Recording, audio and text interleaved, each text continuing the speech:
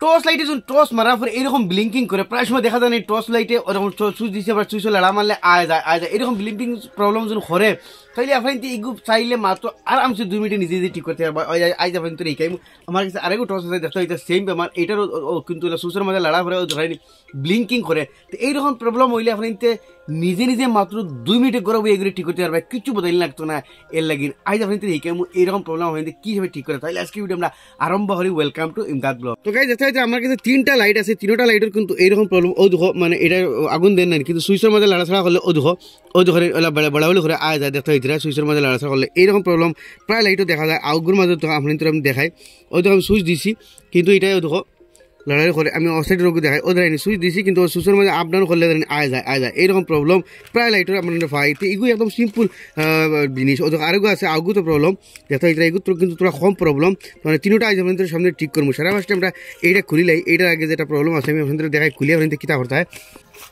তো এটা আমি বর্তমানে খুলছি দেখতে হইতে, আর নাটুকু আসলেও খুলে দিছি।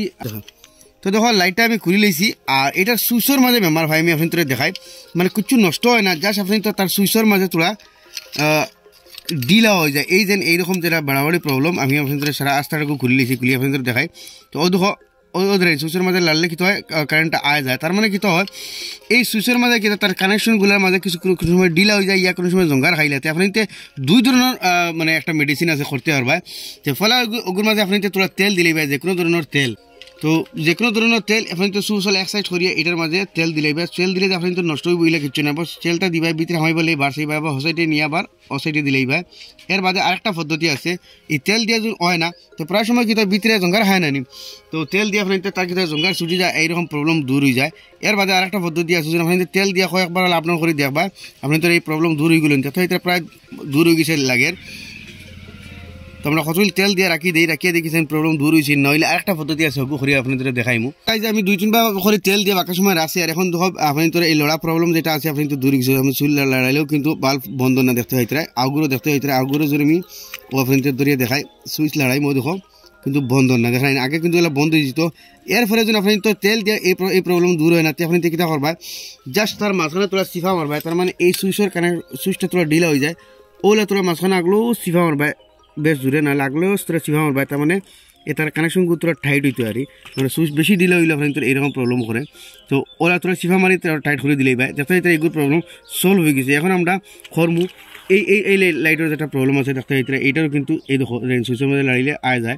এখন ওটা আমরা খুলিলাই, এটা আমি বর্তমানে খুলে লাইছি, খুলিয়ে সেম ওটার ও দেখতে হইতে সুইচের যে সার্কিট আছে আপনি এইরকম হগুর জেলায় আমরা তেল দিছি, ও ধরেন এগুলো প্রবলেম দেখতে হইতে ওরা লাড়া মারলে আয় যায়, ওদের বাতি গেছে গিয়া লাড়া মারমু আবার জায়গাত বাতি আই যায় হ্যাঁ।